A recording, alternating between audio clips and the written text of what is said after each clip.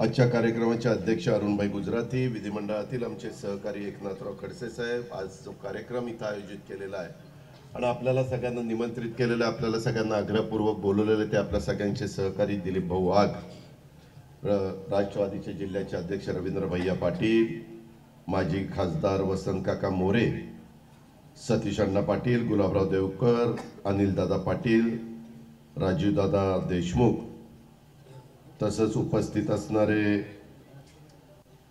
संजय वाघ, advocate Mahesh Deshmukh, व्ही.टी. Joshi, Sanjay दादा गरुड, वंदनाताई पाटील, एजाजभाई मलिक, रवींद्र नाना पाटील, योगेश देसले, विलास पाटील, इशाद जागीरदार, करण खलाटे, नितीन तावडे, विकास पाटील, अझर खान, माणिक पाटील, हर्षल पाटील, राहुल पाटील, अभिलाषा रोकडे, सुदर्शन सोनोने, योजनाताई पाटील, रेखाताई देवरे, रेखाताई पाटील, सर्व उपस्थित असणारे मान्यवर, तसंच संस्थेचे उपस्थित असणारे सर्व सन्माननीय पदाधिकारी, अध्यापक वर्ग, सगळे माझे विद्यार्थी सगळे कार्यकर्ते, पत्रकार मित्र, बंधू भगिनींनो, माझ्या तरुण मित्रांनो, मला खरं तर मी उद्या तारीख दिलीपरावांना दिलेली होती, परंतु काही एक महत्वाची मीटिंग अचानक मुख्यमंत्र्यांनी लावली आणि त्याला मला जाणं गरजेचं होतं, म्हणून मी दिलीपरावांना फोन केला की 16च्या ऐवजी 15 तारीख केली तर चालेल का?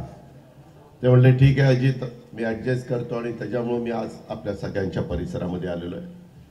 ज्या उत्साहाने, ज्या प्रेमाने जळगाव जिल्ह्यामध्ये चाळीसगावच्या परिसरामध्ये मी प्रवेश केला माझ्या औरंगाबाद जिल्ह्यातनं, तेव्हापासून अनेक कार्यकर्त्यांनी, अनेक सहकारी मित्रांनी अतिशय आपलेपणाने, प्रेमाने आम्हा लोकांचं स्वागत केलं. त्याबद्दल सर्वांना मी मनापासून धन्यवाद देतो, सर्वांचे मनापासून आभार मानतो. आज खरं 2 कार्यक्रम होते.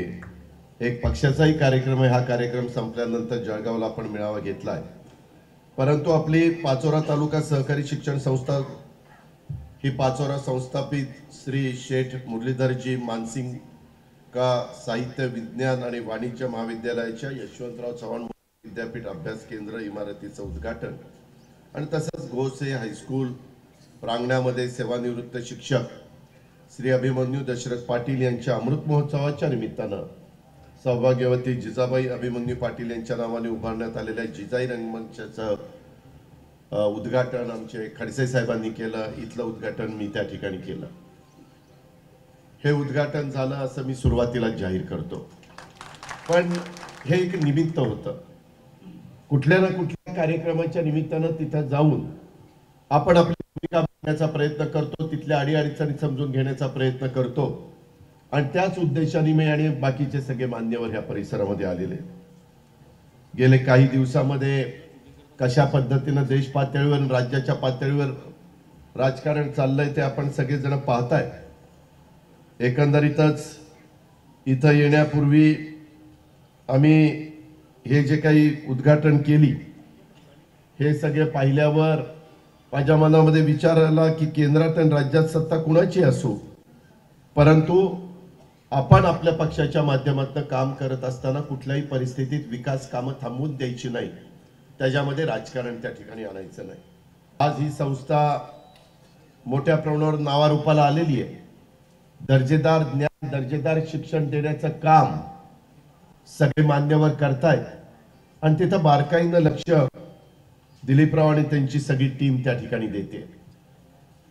आता महाराष्ट्रामध्ये, देशामध्ये सगळीकडे सिद्ध झालेलं आहे की आता वशिल्याचे दिवस पूर्ण संपून गेलेले आहेत. आता गुणवत्तेला, ज्ञानाला महत्व प्राप्त झालेले आहे. आणि म्हणून माझ्या विद्यार्थ्यांना मला सांगायचं की बाबांनो, जरी आपण कोणाच्याही पोटी जन्माला आलेलो असलो, गरिबाच्या यावं, मध्यमवर्गीयाच्या यावं, श्रीमंताच्या यावं, ते तुमच्या माझ्या हातात नाहीये, पण आलो तरी ज्ञान जर चांगल्या पद्धतीनं घेतलं, शिक्षण चांगल्या पद्धतीनं घेतलं, आपण मेरिटमध्ये पुढे गेलो तर निश्चितपणे आपल्याला उत्तम प्रकारे व्यवसाय करता येतो, उत्तम प्रकारे नोकरी करता येते, उत्तम प्रकारे आपल्याला पुढे जाता येतं. आणि म्हणून त्या अनुषंगाने काम सर्वांनी केलं पाहिजे. या वडीलधाऱ्यांनी काढलेल्या संस्था ही पुढची पिढी चांगली चालवण्याचा आटोकाट प्रयत्न करते. स्पर्धा जबरदस्त आहे. ती स्पर्धा कोणी थांबवू शकत नाही. ते स्पर्धेमध्ये शेवटी पालक विचार करत असतात की कुणाची गुणवत्ता चांगली आहे, कुठं अध्यापक वर्ग चांगला आहे, कुणाचा शिक्षणाचा दर्जा चांगला आहे, आणि तिथं विद्यार्थी विद्यार्थिनींचा कल प्रवेश घेण्याचा राहतो. तिथं क्रीडांगणालाही महत्त्व दिलं पाहिजे, व्यवहार ज्ञानालाही महत्त्व दिलं पाहिजे. नवीन नवीन जी आव्हानं शिक्षण क्षेत्रामध्ये येत आहेत त्या सगळ्या आव्हानाचा स्वीकार करून अतिशय उत्तम प्रकारचं ज्ञान त्याला कसं देता येईल याही करता जीवाचं रान हे संस्था चालकांना करावं लागतं. अडचणी खूप येतात, कारण मध्ये आम्ही 2.5 वर्ष सरकारमध्ये काम करत होतो. आम्ही पण अनेक शिक्षण संस्था चालवतो. शिक्षण संस्था चालवत असताना जे गरजेचं असेल ते देण्याचा राज्य सरकारचा जरूर प्रयत्न असतो. पण हा प्रयत्न करत असताना अलीकडं थोडंसं टीचिंग क्लासेसला नको एवढं महत्व आलेलं आहे. पूर्वी 12वीच्या मार्क्सला मेरिट बघून पुढे ऍडमिशन मिळायच्या. आता बऱ्याचशा ठिकाणी 11वी 12वीला त्या ज्युनियर कॉलेजमध्ये मुलं जायलाही तयार नसतात, ते सरळ कोचिंग क्लासमध्ये जातात आणि त्या बाबतीतला विचार पुढचा करतात. आणि म्हणून मी उपमुख्यमंत्री असताना म्हटलं की बाबा 50% मार्क्स हे 12वीच्या मार्क्सला दिले पाहिजेत आणि 50% मार्क्स हे नीटला त्या ठिकाणी दिले पाहिजे. त्याच्याशिवाय खऱ्या अर्थाने आज खूप तुम्ही बघा ज्युनियर कॉलेजमध्ये शिक्षक शिकवायला आहेत, परंतु विद्यार्थी विद्यार्थिनीच तिथे येत नाही. आणि हे जे काही आहे हे अतिशय घातक अशा पद्धतीचं आहे. त्याच्याकरता खरं जे काही शिक्षण तज्ज्ञ आहेत त्यांच्याशी विचार विनिमय करून पुढची धोरणं पण ठरवली गेली पाहिजेत. आणि यामध्ये आम्ही लोक विरोधी पक्षामध्ये असलं तरी विरोधाला विरोध करण्याची भूमिका न ठेवता माझ्या महाराष्ट्रातला चांद्यापासून बांद्यापर्यंतचा कुठलाही विद्यार्थी विद्यार्थ्यांनी शिक्षण घेतल्यानंतर तो जगाच्या किंवा देशाच्या कुठल्याही भागामध्ये गेला तर तो कशामध्ये कमी आहे असं घडता कामा नये. ह्या पद्धतीचे बदल हे त्याच्यामध्ये असले पाहिजेत. कुठं चुकत असेल तर दुरुस्त केलं पाहिजे, कुठं जास्तीचं जात असेल तर त्याला आवर घातला पाहिजे, त्याला आर्थिक शिस्त लावली पाहिजे. या प्रकारेच आपल्याला पुढे जावं लागेल असं माझं स्पष्ट मत आहे. हे मी आजच्या या उद्घाटनाच्या कार्यक्रमाच्या निमित्तानं उपस्थित असणाऱ्या सर्व सहकारी मित्रांच्या समोर त्या ठिकाणी व्यक्त करतो. मित्रांनो, आज ह्यालाच अनुसरून आपण मेळावा देखील त्या ठिकाणी घेतलेला आहे, शेतकऱ्यांचा आहे, कार्यकर्त्यांचा. मग अशी थोडंसं अरुणभाई बोलले, दाताभाऊंनी त्याला थोडा स्पर्श करण्याचा प्रयत्न केला. मित्रांनो, संविधान, डॉक्टर बाबासाहेब आंबेडकरांची घटना, त्यांनी दिलेला कायदा, त्यांनी दिलेले नियम हे सगळेच कुठं बाजूला ठेवायचं का काय अशा प्रकारचं चित्र सध्या आपल्याला देशातल्या वेगवेगळ्या राज्यामध्ये बघायला मिळतंय. ठीक आहे, सत्ता आज असेल सत्ता उद्या नसेल, सत्तेला आम्ही हापापलेलं नाहीये. मलाही कळतं मी ताम्रपट घेऊन जन्माला आलेलं नाहीये. त्याच्यावर उद्याच्याला आणखीन कोणी दुसरे लोक येणार आहेत. जनता जनार्दनाच्या मनामध्ये ज्याला कोणाला निवडून द्यायचं असेल, जनता मतदार राजा त्याला निवडून देईल, त्याहीबद्दल आमचं काही मत नाही. पण ज्या पद्धतीनं फोडाफोडीचं राजकारण चाललं, काय गोव्यात काल आपण काय बघितलं, अरे आले ना बाबा तुमचं बहुमत, करा ना सरकार. तिथं समोर विरोधकच शिल्लक राहिला नाही पाहिजे, राहिलेलेही काँग्रेसमध्ये माझ्याकडेच आले पाहिजे. अरे किती घ्याल, किती पाहिजे, कधी काय झालं तर तुमचं समाधान होणार आहे याचा जरा तरी विचार करा, आत्मचिंतन करा. हे आपल्या खंडप्राय देशाला परवडणार आहे? अनेक राजकीय स्थित्यंतर आपण सगळ्यांनी बघितली. आणीबाणीच्या काळातलं स्थित्यंतर बघितलं, त्याच्यानंतर पुन्हा इंग्रजी सत्तेवर आलेलं बघितलं, त्याच्यानंतरच्या काळामध्ये मधल्या काळात जयप्रकाश नारायण साहेबांनी पुढाकार घेऊन जे काही राजकीय आंदोलन केलं ते आपण सगळ्यांनी बघितलं. अनेक प्रकारच्या घटना घडल्या, आपल्याही राज्यामध्ये घडल्या. मध्ये बाळासाहेब ठाकरेंनी पुढाकार घेऊन 95 साली भाजप शिवसेनेचं सरकार आलेलं बघितलं. 99 ते 2014 सालामध्ये आघाडीचं सरकार आलेलं बघितलं. त्याच्यानंतर पुन्हा देवेंद्र फडणवीसांचं सरकार बघितलं. त्याच्यानंतरच्या काळामध्ये उद्धव ठाकरे साहेबांचं सरकार बघितलं. ठीक आहे, काही काही विचारधारा वेगवेगळ्या पक्षाची असू शकते, परंतु त्या पक्षाच्या प्रमुखांनी एखादा निर्णय घेतल्यानंतर त्यांच्या आमदारांनी त्या निर्णयाला पाठबळ दिलं पाहिजे. नाहीतर कुणाचंही सरकार असलं तर उद्याच्याला ग्रामपंचायतीमध्ये त्या सरपंचाला रोजच ग्रामपंचायतीचे सदस्य सांभाळायला लागले तर तो गावचं काम काय करणार. पंचायत समितीचे सदस्य सभापतीला सांभाळावे लागले, हा फुटतोय का तो फुटतोय, तो जातोय का तो गद्दारी करतोय, ह्याच्यातच वेळ घालवला तर त्या पंचायत समितीचा विकास होणार आहे. जिल्हा परिषदेमध्ये हेच घडलं तर जळगाव जिल्हा परिषदेचा सगळ्या भागाचा विकास होणार आहे. तीच गोष्ट राज्याची आणि तीच गोष्ट देशाची. आज मात्र तुम्ही बघा, जनता कुणाला निवडून देते तिथं पुन्हा काही फोडाफोडी केली जाते. कर्नाटकामध्ये ते घडलं, मध्य प्रदेशमध्ये घडलं, इतर काही वेगवेगळ्या राज्यामध्ये ते घडलं. हे लोकशाहीला अतिशय घातक आहे. तुम्ही जर असं म्हणत असाल काय उद्या उद्धव ठाकरे मुख्यमंत्री झाले काय, एकनाथ शिंदे झाले काय, किंवा आणखीन कोणी झाले काय, काय फरक पडणार आहे, कष्ट तर रोजच आपल्याला करावे लागणार. अरे पण केलेल्या कष्टाचं चीज होत नसेल, माझ्या शेतकऱ्यांनी पिकवलेल्या पिकाला योग्य पद्धतीचा दर मिळणार नसेल. आत्ताच मला एका सहकारी मित्रांनी पाठवलं की दादा डीएपीचा दर काय वाढलेत, 20-20चे दर काय वाढलेत, युरियाचे दर काय वाढलेत. डीएपीचे दर 400 रुपयांनी वाढले, 10-26-26चे 200 ते 300 रुपयांनी वाढले, आणि 20-20चे 200 ते 300 रुपयांनी वाढले. तणनाशक रांडो प्रति लिटर 300 रुपये वाढ. 2 महिन्यापूर्वी 350 रुपये लिटरचा दर होता, तो 750 रुपये झाला. त्याच्या संदर्भामध्ये जुना कापूस 11,000 ते 14,000 चालला होता, नवीन कापूस लगेच 7,500 ते 9,500 रुपये आला. असा काय चमत्कार घडतोय. आता माझ्या कांदा उत्पादक शेतकऱ्यांना 2 पैसे मिळणार होते. गेल्या वर्षी 58% कांदा निर्यात झाला, आता फक्त 8% झाला. परवा आम्ही मुख्यमंत्र्यांना भेटलो. मुख्यमंत्री महोदय तुम्ही पाठपुरावा करा, तुम्ही म्हणताय ना आता केंद्रातलं सरकार आमच्या जवळच आहे, मग जा तिथं बसा, पाठपुरावा करा आणि तिथं निर्यात करायला परवानगी घ्या. आपोआप कांद्याचे भाव, मी महागाई वाढवा असं म्हणणार नाही, पण किमान त्या शेतकऱ्याला परवडेल एवढे तरी कांद्याचे दर त्याला मिळाले पाहिजे. तो पुन्हा कांदाच लावता कामा नये, अशाही प्रकारची वेळ त्याच्यावर येऊन देता कामा नये. हीच गोष्ट सोयाबीनच्या बाबतीमध्ये, हीच गोष्ट मक्याच्या बाबतीमध्ये, हीच गोष्ट ऊसाच्या बाबतीत असेल किंवा माझ्या केळीच्या बाबतीमध्ये असेल, कुठलीही पिकं असू देत माझ्या शेतकऱ्याची. तुम्ही सांगितलेलं होतं की नाही की आम्ही उत्पन्नाच्या 1.5 त्याला त्या ठिकाणी मिळून देऊ, पैसे मिळून देऊ. कुठे गेले? पेट्रोल डिझेलच्या किमती कुठे गेल्या? आकाशाला भिडल्यात, तरी तुम्ही काही निर्णय घेत नाही. गॅस सिलेंडरच्या किमती 1000च्या पुढे गेल्या. सरकार काय करतंय? मित्रांनो, आज सगळीकडे महाराष्ट्रामध्ये त्या ठिकाणी चर्चा आहे की वेदांत आणि फॉक्सकॉन हा प्रकल्प उद्धव ठाकरे साहेब राज्याचे मुख्यमंत्री असताना, युवकांनो ह्याच्यामध्ये महाराष्ट्रातला युवक पेटून उठला पाहिजे, युवती पेटून उठली पाहिजे. 2 लाख कोटी रुपयाची गुंतवणूक होणार होती.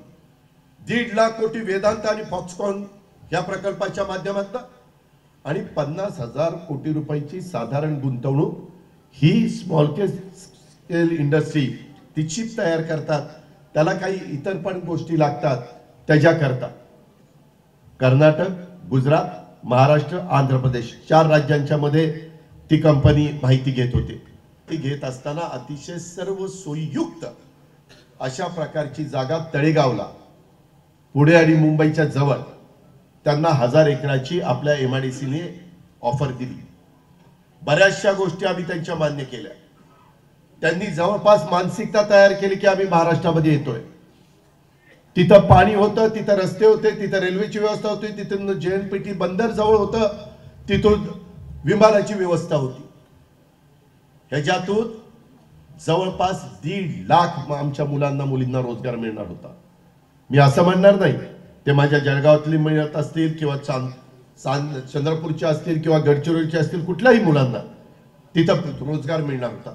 आणि बाकीच्या पण डायरेक्ट इनडायरेक्ट अशा पद्धतीनं 50,000 मुलांना रोजगार मिळणार होता. आज आम्ही त्याच्यात राजकारण न करता मुख्यमंत्र्यांना सांगितलं की मुख्यमंत्री महोदय अजूनही लक्ष द्या. आता जी जागा निवडलेली आहे ती दबावाखाली निवडली गेलेली आहे असं समजलं जातं. का तुम्ही बोलत नाही? का महाराष्ट्राचा आवाज काढत नाही? आता काय टूम काढली? हा प्रकल्प गेला तर त्याच्यापेक्षा मोठा आणू. अरे तो मोठा तर आणाच, मोठा आणू काय आणू, परंतु हा का जाऊन देत आहे? तुम्ही काय गाजर दाखवण्याचे धंदे करताय काय? आम्हाला कळत नाही का राजकारण? हे जे काही चाललेलं आहे मित्रांनो, मी तुम्हाला सांगतो, माझा ह्याच्यामध्ये राजकीय स्वार्थ काही नाही. मला 1991 साली पासून आजपर्यंत भरभरून कार्यकर्त्यांनी दिलं, मतदारांनी दिलं. अनेक वर्ष सत्तेमध्ये महत्वाची पदं भूषवण्याची संधी देखील मला पक्षांनी दिली, नेत्यांनी दिली. त्याबद्दल मी समाधानी आहे. आज राज्याचं जे नुकसान होत आहे, राजकीय इच्छाशक्ती जिथं कमी पडतीये, त्याला जबाबदार कोण? उद्धव ठाकरेंच्या नेतृत्वाखाली 2 वर्ष करोनाच्या काळामध्ये संपूर्ण जगामध्ये आर्थिक परिस्थिती काय होती त्याला सामोरं जात असताना आम्ही राज्याची आर्थिक घडी विस्कटून दिली नाही. कॅगनी देखील कौतुक केलं की त्या 2 वर्षामध्ये अतिशय चांगल्या पद्धतीचं आर्थिक नियोजन झालं. मी सांगत नाही, कॅग सांगतंय. थोडंसं आमची वागणूक किंवा पद्धत कडक असेल, परंतु आम्ही आर्थिक शिस्त लावतो. आत्ताच मला एकांनी दिलं की बाबा दादा, Maitreya plotters and structures private limited मध्ये ठेवी परत मिळण्याबाबत. आता बऱ्याचदा नको तिथं ठेवी ठेवायला जाता कशाला? आम्ही सांगितलं होतं काय राष्ट्रीयकृत बँका बंद होत्या, जिल्हा बँका बंद होत्या. अरे जिथं चांगल्या पद्धतीच्या बँका आहेत तिथं जावा. हे काय करतात, त्या बँकेमध्ये 10% व्याज असेल की हे दाखवतात 15%. माणसाला वाटतं जरा जास्त मिळतंय, जास्त मिळतंय, मग सगळेच जाते. आणि मग द्या आमचे पैसे. कुठं द्या? माझी पुन्हा विनंती, अनेक या जळगावच्या पतसंस्थांनी अनेकांना देशोधडीला लावलेलं आहे, राख रांगोळी केली. ती रायसोनी का काय कुठली पतसंस्था? किती घोटाळे. माणसानी एकदा घोटाळा झाल्यावर आपण कसं ताक पण फुंकून पितो ना, तोंड फोडल्यानंतर दुधानी. इथं काय नाही, कितीदा पडलं तरी तेच पितात. हे बंद झालं पाहिजे. जरूर राज्याचा विरोधी पक्ष नेता या नात्याने मी असेल, खडसे साहेब असतील, इतर माझे सहकारी असतील, आम्ही याच्यामध्ये अनिल भाईदास असतील, आम्ही सगळेजण लक्ष त्या ठिकाणी घालू. पण आपण पण काही शिस्त पाळली पाहिजे. सगळंच कुणावर तरी सोपून चालणार नाही. आपण जे करतोय ते योग्य करतोय का अयोग्य करतोय एवढं तरी समजण्याची आपल्याला त्या ठिकाणी हे पाहिजे ना, का सगळंच बंद करायचं? मित्रांनो, हे बरोबर नाही. आणि म्हणून माझं तुम्हाला म्हणणं आहे की अर्थसंकल्पामध्ये आम्ही रायगडमध्ये देखील होणारा 3000 कोटींचा बल्क ड्रग पार्क हा सुद्धा इतर राज्यामध्ये जात असल्याचं माझ्या कानावर आलेलं आहे. त्यातून देखील 80,000 तरुणींना काम मिळणार होतं. ह्याच्यातनं 1.5 ते 2 लाख तरुणींना काम मिळणार होतं. आणि आता काय सांगतायत की बाबा आता दुसरा ह्याच्यापेक्षा मोठा, किंवा ते सांगतायत ह्याला जोडून दुसरा प्रकल्प देणार. अरे हा द्या, दुसरा जोडून द्यायचा तिकडे द्या, आम्हाला काही म्हणायचं नाही. पण ही जी काही बनवाबनवी चाललेली आहे, लोक शांत बसतात, परंतु वेळ आल्यानंतर कुठं बटन दाबायचं आणि कुणाची बनवाबनवी करायची ते जनतेला चांगलं समजतं. त्याच्यामुळं कुणी काही कुणाच्या नाद्याला लागण्याचा प्रयत्न त्या ठिकाणी करू नये. माझं एवढंच म्हणणं आहे की शिंदे साहेब, तुम्ही सरकारमध्ये आलाय, तुम्ही सगळीकडे सांगताय सर्वसामान्यांचं सरकार, सर्वसामान्यांचं सरकार. आमचं सरकार होतं तेव्हा काय सर्वसामान्यांचं सरकार नव्हतं काय? आम्ही काय वर्ण पडलो होतो काय? का आम्हाला शेतीची माहिती नव्हती? तुम्ही आमच्या मांडीला मांडी लावून बसत होता ना. आता उगीच काहीतरी आपली झालेली चूक दुरुस्त करण्याच्या करता काय झालंय, गद्दार म्हणलं की ह्यांचे धाबेदार आणतात. इथं जर गद्दार म्हणलं तर तुम्ही गद्दार नाही, तुम्हाला काय लागायचं कारण आहे? जोनी कुणी गद्दारी केली असेल त्यालाच लागेल ना. आम्ही कुणाचं नाव घेतलंय का? महाराष्ट्रात युगपुरुष छत्रपती शिवाजी महाराजांच्या महाराष्ट्रामध्ये गद्दारी चालणार नाही, हे झालं पाहिजे. हा शाहू फुले आंबेडकरांचा महाराष्ट्र आहे आणि त्याच्या संदर्भामध्ये हे त्याच्यात काही ना काही सांगण्याचा त्या ठिकाणी प्रयत्न करतायत. अहो, तुमचं सरकार आलंय तर हे प्रकल्प देखील आपल्या राज्यामध्ये कसे येतील ते पहा. एवढी अतिवृष्टी झाली, एवढं पिकांचं नुकसान झालं, आमची जनावरं वाहून गेली. आता त्याच्यातनं दुष्काळात 13वा महिना, त्याच्यातनं ते लंपी आजार आलाय, त्याच्यातनं जनावरांना अशा फोड येत आहेत, गांण्या येत आहेत आणि त्याच्यातनं जनावर मरतंय. त्याच्याही करता सांगितलं की सगळीकडं आपल्या जळगावमध्ये पण काही भागामध्ये आलेलं आहे, ती लस त्या ठिकाणी टोचली पाहिजे. जसं कोरोनाच्या काळामध्ये 2 व्हॅक्सिन केल्यानंतर कोरोना बरेच अंशी कमी झाला, तसं हे लसीकरण केल्याशिवाय ती लंपी आजार हा तिथंच बाजूला होत नाही. कारखाने 2च आहेत, एक महाराष्ट्रात आहे, एक हैदराबादला आहे. मग त्या लसी तयार करणाऱ्या कारखान्याला सांगा की सगळी लस आपल्याला द्यायची. ते म्हणले नाही, केंद्र सरकारने सांगितलं देशात सगळीकडे द्यायची. अरे द्या ना, कमी पडत असेल तर परदेशात ना आयात करा, परदेशात पण लसी आहेत. पण ते जनावर मेल्यानंतर शेतकऱ्यांनी कुणाकडे जावं? एक तर त्याला विमा नाहीये, कारण विम्यामध्ये लंपी आजार धरलेलाच नाहीये.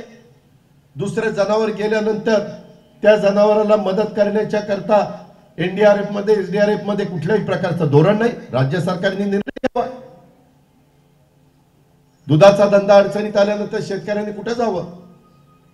याकरता आम्ही स्वतः मुख्यमंत्र्यांना जाऊन भेटलो आणि त्यांना सांगितलं की सीएम साहेब, आम्हाला जे लक्षात आणून द्यायचं ते आम्ही त्यांना जाऊन, आम्ही नुसतं इथं येऊन जाहीर सभेत सांगत नाही, लोकशाही मार्गाने तिथं जाऊन पत्र देऊन त्यांच्या हातामध्ये त्या ठिकाणी देतोय, त्यांच्या लक्षात आणून देतो. कांदा निर्यात चालू करा. गेल्या वेळेस असं होतं, आता तुमच्या काळात असं आहे.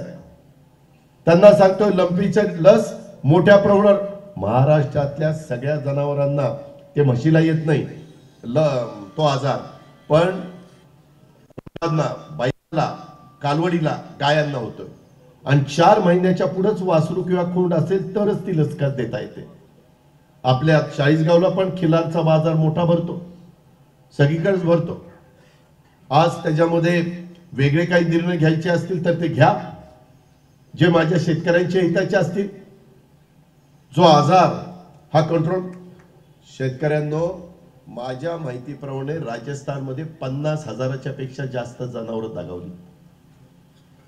तीच गोष्ट पंजाब आणि हरियाणामध्ये घडली. पण ती घडण्याच्या करता आम्ही वाट बघायची आहे? सरकारचं काम नाही? सरकारने लक्ष घालायला नको? आणि त्या संदर्भामध्ये मी आज पण त्यांना मागणी करतो की ते ताबडतोब त्याच्याबद्दलची पुढची कारवाई त्या ठिकाणी केली पाहिजे. 2.5 महिने झाले, एक तर ही दोघच सरकार चालवत होती कितीतरी दिवस. अरे म्हणलं काय झालं? आम्ही दोघच बरी आहेत. अरे दोघं बरी आहेत तर मग कशाला 18 घेतले? आता 18 घेतले काय? त्यांना भीती वाटते की एकदा सगळे 43 भरले की दुसऱ्याला जे गाजर दाखवले ना, तुला घेतो, तुला घेतो, तुला घेतो, तुला घेतो, ती उघडा पडल्यावर परत ह्याच्यापाशी राहील का परत जाईल उद्धव ठाकरेंपाशी याची खात्री नाही यांना. त्याच्यावर सारखा आजचा दिवस पुढे ढकलायचं काम चाललंय. मित्रांनो, जून 20 ला हे गेले, मला आठवत आहे, जुलै, ऑगस्ट, सप्टेंबर, आता उद्याच्या याला 3 महिने होती. 3 महिन्यात पालकमंत्री नेमले नाही. ते म्हणाला अजित पवार पालकमंत्री नेमला नाही म्हणून काय बिघडलं? अहो, पालकमंत्र्यांना डीपीसीच्या बद्दलचे निर्णय घ्यावे लागतात. 25 ते 30 कमिट्या जिल्ह्याच्या असतात, त्याचे अध्यक्ष पालकमंत्री असतात. आढावा कधी घेणार? उद्याच्याला जेव्हा कधी स्थानिक स्वराज्य संस्थांच्या निवडणुका लागतील तेव्हा आचारसंहिता येईल. आचारसंहिता आल्यानंतर पुन्हा ती कामं थांबतील. आता मी ज्यावेळेस कलेक्टरांना विचारतो, कलेक्टर म्हणतात की ते सरकारमध्ये आल्यावर आम्हाला आदेश आले की जोपर्यंत नवीन पालकमंत्री येत नाही तोपर्यंत पुढची कुठली कामं करायची नाही. आमच्याही काळातली व्हाईट बुक मधली आम्ही जे मंजूर केलेले त्याही कामाला स्थगिती दिली. अरे सरकार बदलत असतात, आमच्या काळातली स्थगिती कशाला देतात? आमच्या काळातली पण कामं उद्या तुमच्या काळातली पण नवीन कामं करा ना. ती कामं काय अजित पवारच्या स्वतःच्या वैयक्तिक शेतावर केलेली नव्हती, राज्याच्या कुठल्या तरी भागातच केली होती ना. त्या भागामध्ये काही लोक राहत नाहीत. त्या भागामध्ये काही विकास करायचा नाही? तुम्ही काय फक्त तुमच्या बरोबर आलेले 40 आणि त्या अपेक्षा द्या 50चेच मुख्यमंत्री आहात काय? तुम्ही महाराष्ट्राचे मुख्यमंत्री आहात, तुम्ही महाराष्ट्राचे उपमुख्यमंत्री आहात, तुम्ही राज्याचा विचार करा. महाराष्ट्राची संस्कृती चव्हाण साहेबांनी काय सांगितली आपल्याला? ठीक आहे राजकारण असेल, अरे फक्त निवडणुकीपुरतं ठेवा ना. आल्यानंतर त्या मंत्र्याला भेटायला गेल्यानंतर तू कुणाचा, तू शिंदे गटाचा आहे का, तर दि कागद, तू दुसरा आहे जा बाजूला, असं चालेल का? ही पद्धत महाराष्ट्राने कधी पाहिलेली नव्हती. आज पण पालकमंत्री नेमत नाही. कशात नडले कुणाला माहिती. मध्ये म्हणले नाही जरा ते गणेशोत्सव चालू आहे म्हणून, त्याच्या आधी म्हणले दहीहंडी आहे, आता म्हणतात पितृपक्ष 15वडा चालू आहे. त्याच्या आयला सारखंच आपल्याकडे काही ना काही चालूच असतं. आता हे झाल्यावर नवरात्र येईल, ते झाल्यावर दसरा येईल, दिवाळी येईल, मग किती दिवस आम्ही वाट बघायची? 18 आणि 2 20 जण आहेत, एकेकाने 18ला 2-2 जिल्ह्याचं पालकमंत्री द्या, करा कामं सुरू. मित्रांनो आतापर्यंत 12 ते 15 मंत्र्यांनी चार्जच घेतला नाही मंत्रालय, कारण त्यांना दिलेलं खातंच त्यांना मान्य नाही. आता करायचं काय? ज्याच्याकडे कृषी खातं होतं त्याला दिलंय खनिज खातं. आता खनिजाचा त्याचा काय संबंध? आणि त्याला दुसरं कुठलं दिलंय बंदरे, त्याच्याकडे एक पण बंदर नाही. काय आता आमच्या दादाजी भुसेची तर फार वाईट अवस्था. आणि त्यांना काढलं की नाही दादा मीच सांगितलं होतं की मला साधं खातं द्या, साधं खातं द्या. आईला म्हणलं लय मोठा झाला, असला माणूसच बघायला मिळायचा नाही. साधं खातं द्या, साधं खातं द्या, कारण आता दुसरा अवतारच म्हणलं ही. आता काय म्हणजे काही पटवतात, काही करतात, काही चाललेलं आहे. कुणाचं कुणाला पायपोच नाही, काही नाही हे काही. आणि मध्ये एखादा आमदार उठतो आणि हवेतच गोळीबार करतोय त्यांच्या पक्षाचा. आणि मुंबईच्या राजधानीत ही काय पद्धत झाली? अरे कायदा पोलिसांनी गोळीबार करायचा असेल तर पोलिसांनी करावा, एक तर गोळीबार करण्याचं काही कारण नाही. आम्ही सरकारमध्ये असताना कधी अशा पद्धतीच्या गोष्टी केल्या नाही. कायदा सुव्यवस्था चांगली असली पाहिजे त्याबद्दल दुमत नाही, पण तुम्ही गोळीबार काय करताय? कोण म्हणतंय आरेला कार्य करा, अंक करा, फोडून काढा, मोडून काढा, पोटात लाथा घाला. काय मोगलाई लागली का काय? ही कुठली पद्धत झाली? हे महाराष्ट्राने पाहिलं नव्हतं. कसंही भाजपला पटतंय मला तर काही कळलेलं नाही. आणि एकनाथराव शिंदे पण का गप्प बसतात हेही आम्हाला कळलेलं नाही. त्यांना आम्ही सभागृहामध्ये देखील या सगळ्या गोष्टी त्या ठिकाणी सांगण्याचा प्रयत्न केला. या सगळ्या गोष्टीचा विचार या महाराष्ट्रातल्या जनतेने केला पाहिजे. जळगावकरांनी तुम्ही सगळ्यांनी केला पाहिजे, पाचोराकरांनी केला पाहिजे, अशी माझी आग्रहाची विनंती. मित्रांनो इतका महाराष्ट्राला मागे नेण्याचं काम त्या बाबतीमध्ये चाललेलं आहे. मधी सांगितलं कालच्या सोमवारपासून ज्यांचं नुकसान झालं त्या शेतकऱ्यांना चेक मिळणार. इथं हातवर करा कोणाला चेक मिळाला? एकाला चेक मिळाला. आज गुरुवार आहे ना? हा सोमवार गेला, मंगळवार गेला, बुधवार गेला, आज गुरुवार आहे. कुठे गेले चेक? तेव्हा का पंचनामे एकदम ओके झालंय, काही त्यांना पडलेलं नाहीये. आम्ही त्यांना सांगतो की बाबा द्या, मदत करा, सगळं काही करा. शेतकरी मोडला तर राज्य मोडेल, तरी देखील यांना त्याचं काही घेणं देणं नाहीये. आणि यांनी म्हणायचं सर्वसामान्यांचं राज्य, सर्वांचं राज्य. कशाचं सर्वांचं राज्य? सर्वसामान्यांवर दुर्लक्ष चाललं. कशाचं रे सर्वसामान्यांचं राज्य चाललंय? या संदर्भामध्ये देखील निश्चितपणे विचार करण्याची गरज आहे. आणि कायदा सुव्यवस्था तर काय सतत काही ना काही घटना कुठं त्या ठिकाणी घडतायत. कुणाचं कुणाला कुठं खासदारच पोलीस खात्याला काही म्हणताय, तेही सगळं पुढे आलेलं आहे. कुणी कुणाला आवरायलाच तयार नाही हो. जसं आम्ही सरकारमध्ये असताना उद्या काँग्रेसचं कुणी चुकलं तर तिथं सोनिया गांधींचा निरोप आला की सगळे व्यवस्थित व्हायचं. राष्ट्रवादीचं आमचं, आम्ही असं म्हणत नाही की आम्ही बिनचुकच आहे, आमच्याकडनं चुकच होत नाही, जो काम करतो तोच कुठेतरी चुकतो. पण राष्ट्रवादीचं पण कुणी चुकलं तर साहेबांच्याकडनं निरोप आला की लगेच ती चूक दुरुस्त व्हायची. शिवसेनेमध्ये कुणी चुकलं तर उद्धव ठाकरे साहेबांनी सांगितलं तर चूक दुरुस्त व्हायची. आता या दोघांच्या काळात कुणी कुणाला सांगायचं, कुणी कुणाचं ऐकायलाच तयार नाही. तर ती 40 म्हणतात आम्ही सगळे मुख्यमंत्री. अरे सगळे मुख्यमंत्री म्हणजे मग अधिकाऱ्यांनी ऐकायचं कुणाचं? 40 लोकांचं ऐकायचं का एकाचं ऐकायचं? अधिकाऱ्यांना तर दमच देतात, हे बदली करू. अरे काय तुझ्या घरचा घरगडी वाजला का काय? बदली करू काही नियम बियम आहे का नाही? का उचलली जीभ लावली टाळ्याला? मित्रांनो, तुम्हाला आता हे इतकं लक्षात येत नाही, परंतु ह्याच्यातनं राज्याला जबरदस्त किंमत त्या ठिकाणी मोजावी लागणार आहे. ह्या गोष्टीचा विचार आपण सगळ्यांनी निश्चितपणे त्या ठिकाणी केला पाहिजे. आणि आता तर आपल्या जळगाव जिल्ह्यामध्ये कोण बकाली नावाचा माणूस आहे, त्याला लाज लज्जा शरम आहे का नाही? कुठल्या समाजाच्या बद्दल? आमच्या महाराष्ट्रातल्या एकाही समाजाच्या बद्दल कोणाला बोलण्याचं काही कारण नाही. आम्ही काही असे तशी माणसं नाही, ते लक्षात ठेवा. त्या बकालेच्या बाबतीमध्ये ज्या पद्धतीनं त्यांनी मराठा समाजाच्या बद्दल आक्षेपार्ह बोललेलं आहे, त्याला ताबडतोब बडतर्फ केलं पाहिजे. 10 पिढ्या त्याला आठवण झाली पाहिजे की असं कधी करता कामा नये. पोलीस ऑफिसर असला म्हणजे काय झालं? त्याला काय शिंगा आलीत काय? का त्याला मस्ती आली?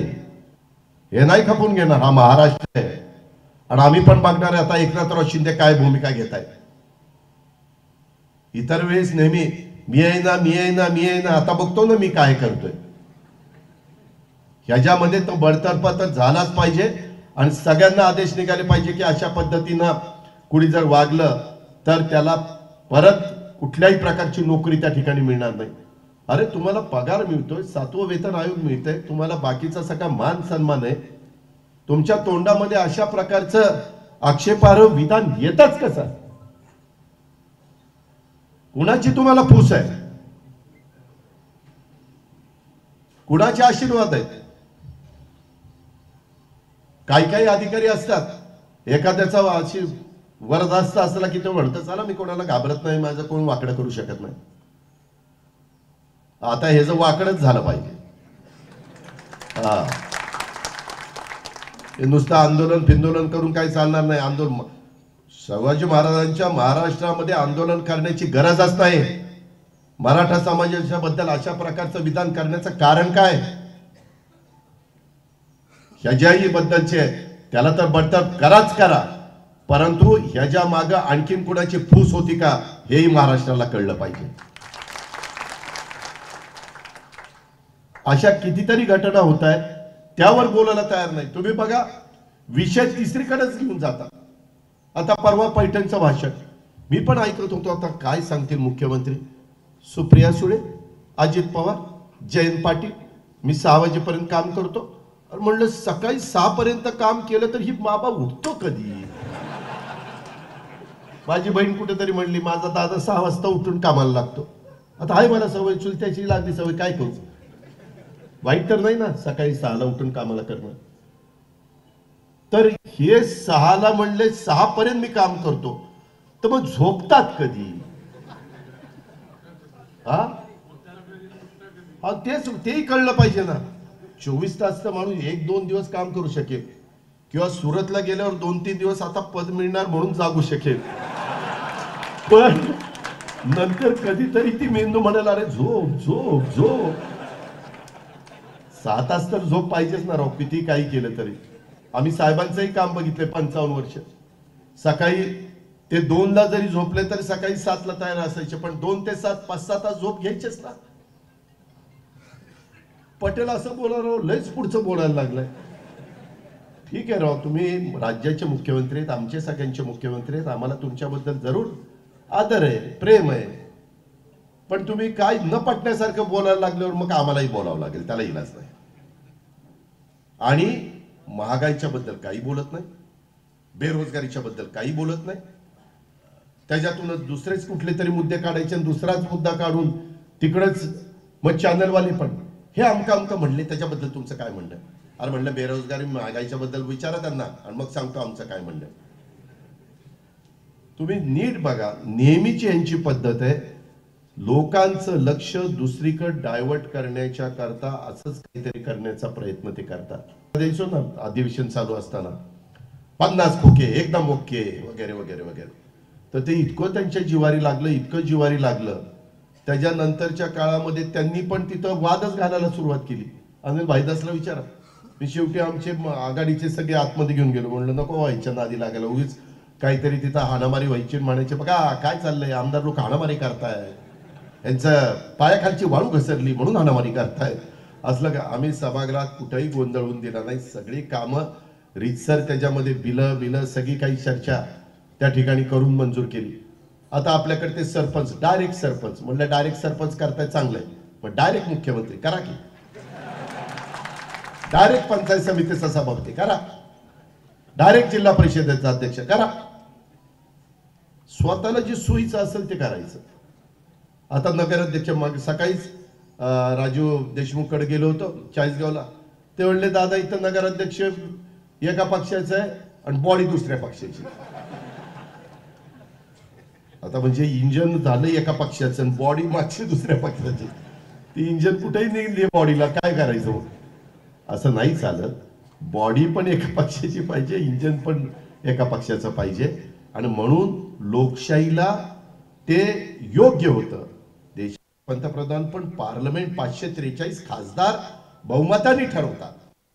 आम्ही 388 आमदार बहुमताने मुख्यमंत्री ठरवतो. आणि मित्रांनो, खरोखरीच अतिशय चांगल्या प्रकारचं काम कोरोनाच्या काळामध्ये उद्धव ठाकरे साहेब करत होते. सगळ्यांनी कौतुक केलं. परंतु हे काही लोकांना बघवत नव्हतं. कुठं ना कुठं यांना ते अडचणीचं येत होतं. आणि म्हणून हे सगळं राजकारण आपल्या महाराष्ट्रामध्ये नासवण्याचा धंदा झालेला आहे. काही कारण नाही. मगाशी जे काही दिलीपरावांनी, खडसे साहेबांनी, अरुणबाईंनी किंवा डॉक्टर आमच्या सतीश पाटलांनी सांगितलं, खरोखरीच मला तर काय जळगावचं मीठ काय आळणी आहे का काय कळणच. इथलीच लोक जळगाव लागून असणार औरंगाबाद जास्तीत जास्त इथलीच गेली तिकडं. आता त्यांना तर तुम्ही सरसेनापती बाळासाहेब ठाकरेंच्याकडे बघून इथल्या आमदाराला निवडून दिलं होतं. आमदाराकडे बघून निवडून दिलं नव्हतं. मी यांना सांगितलं सभागृहात, म्हणलं आतापर्यंत खूप दिग्गज नेते बाहेर पडले, परंतु बाहेर पडल्यानंतर पुन्हा ते निवडून पण आले नाही. 92 साली अशीच एक फूट झाली होती. त्यावेळेस भुजबळ साहेबांना 18-19 आमदार फुटलेले तुम्हाला आठवत असेल. आपण नागपूरला होतो. एक आमदार निवडून आला नाही परत. साहेबांनी नंतर भुजबळ साहेबांना विधान परिषदेवर आणलं, मग येवल्यामध्ये नेलं, तिथनं निवडून आणलं. कारण लोक म्हणले आम्ही शिवसेनेकडे बघून तुम्हाला मत केलं होतं. राणे साहेबांच्या बरोबर एक गट फुटला. राणे साहेब पराभूत झाले. राणे साहेब नंतर त्यांचे चिरंजीव खासदारकीला पराभूत झाले. माझ्या माहितीप्रमाणे राणे साहेब नंतर बाय इलेक्शन होतं बघा मुंबईत कुठेतरी एका ठिकाणी, तिथेही पराभूत झाले. लोकांना आवडत नाही. आता मी बघणार आहे पुढच्या निवडणुकीत पाचोऱ्याला काय आवडतं. असा तसा गप्प बसणार नाही. त्या संदर्भामध्ये व्यवस्थित एकंदरीत सरकार चाललेलं असताना त्याला मुद्दामून आडकाठी निर्माण करण्याचं काम ह्या सगळ्या लोकांनी केलेलं आहे. त्यांना त्यांची जागा दाखवलीच गेली पाहिजे. तो अधिकार तुमचा आहे आणि त्या प्रकारे काम करा. आम्ही त्याच्या संदर्भामध्ये निश्चितपणे राज्याचं हित डोळ्यासमोर ठेवूनच पुढं काम करत राहणार आहे. त्याच्यामध्ये दुसरा वैयक्तिक कुठलाही स्वार्थ आमच्या मनामध्ये नाही. ही पण गोष्ट माझ्या बंधू भगिनींनी ह्या सभेच्या निमित्तानं त्या ठिकाणी लक्षामध्ये घेतली पाहिजे, अशी माझी आपल्याला सगळ्यांना आग्रहाची विनंती. इतर पण बरेचसे प्रश्न आहेत ओबीसीच्या संदर्भात. आम्ही जे काही त्यांना SC ST ला जसं आरक्षण आहे तसं ओबीसीला आरक्षण मिळालं पाहिजे म्हणून आम्ही शेवटपर्यंत प्रयत्न केला. त्याच्या संदर्भातला जो काही डाटा गोळा करायचा होता, इम्पिरिकल डाटा, तो गोळा केला आणि त्यालाही आता काही प्रमाणात सरकारने म्हणजे न्याय व्यवस्थेने मान्यता त्या ठिकाणी दिलेली आहे. आता या निवडणुका पण आता 4चा प्रभाग का 3चा प्रभाग असंही काही चाललेलं आहे. काही ना काही निमित्त करून त्या मार्केट कमिटीच्या निवडणुका शेवटी कोर्टामध्ये काही जाऊन लावल्या.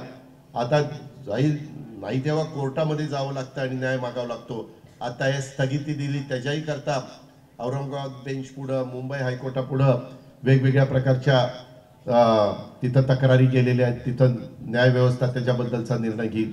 पण हे महाराष्ट्रामध्ये बाबांनो कधी घडत नव्हतं, ते त्या ठिकाणी घडतंय. असं जर झालं तर महाराष्ट्र मागं जाईल. आणि म्हणून माझी तुम्हाला सगळ्यांना आग्रहाची नम्रतेची कळकळीची विनंती की ज्या प्रकारे आपल्यावर अन्याय करण्याचं काम चाललेलं आहे आणि ओला दुष्काळ तर आम्ही मागून दमलो, त्यांनी सरळ सांगितलं आम्ही ओला दुष्काळ जाहीर करणार नाही. आता त्यांच्याच हातात आहे, आम्ही त्यांना सांगतोय परंतु ते काहीतरी उत्तरं देतात आणि त्याच्यातनं वेळ मारून देतात. मागण्या करायचं काम आपण त्या बाबतीमध्ये करतोय पण ते त्याला प्रतिसाद देत नाही, ही पण गोष्ट तेवढीच खरी आहे. आपल्याला आता महागाई आणि बेरोजगारीच्या विरोधात संघर्ष करावा लागेल. देशाच्या एकतेला आणि अखंडतेला ह्यांच्या काळामध्ये धोका निर्माण झालेला आहे. सरकारचे निर्णय हे ज्या प्रकारे चाललेले आहेत ते निर्णय राज्याला पुढे नेणारे निर्णय नाही आहेत. ह्याही गोष्टीचा विचार आपण सर्व सहकारी मित्रांनी ह्या निमित्तानं केला पाहिजे. अशा प्रकारची माझी आपल्याला सगळ्यांना आग्रहाची विनंती आहे आणि तशा पद्धतीने आपण सगळेजण मिळून त्या बाबतीमध्ये काम करूया. गाफील राहून चालणार नाही. आता सगळ्यांना उद्याच्या काळामध्ये माझं वैयक्तिक मत आहे की ह्यांचा पराभव करण्याच्या करता उद्धव ठाकरे साहेबांची मूळ शिवसेना, राष्ट्रवादी काँग्रेस आणि काँग्रेस तिघांनी एकत्र मिळून ह्यांना विरोध त्या ठिकाणी करायचा. बघू शिंदे गटाचं आणि भाजपचं कशा पद्धतीनं त्या ठिकाणी लोक निवडून येतात. आपल्या तिघांची ताकद एक केला तर निश्चितपणे महाराष्ट्रामध्ये पुन्हा महाविकास आघाडीचं सरकार यायला कुठलीही अडचण येणार नाही. तशा पद्धतीचा निश्चय आपण करूया आणि कामाला लागूया. हीच आग्रहाची नम्रतेची कळकळीची विनंती करतो. आपल्या सगळ्यांची रजा घेतो. जय हिंद, जय महाराष्ट्र.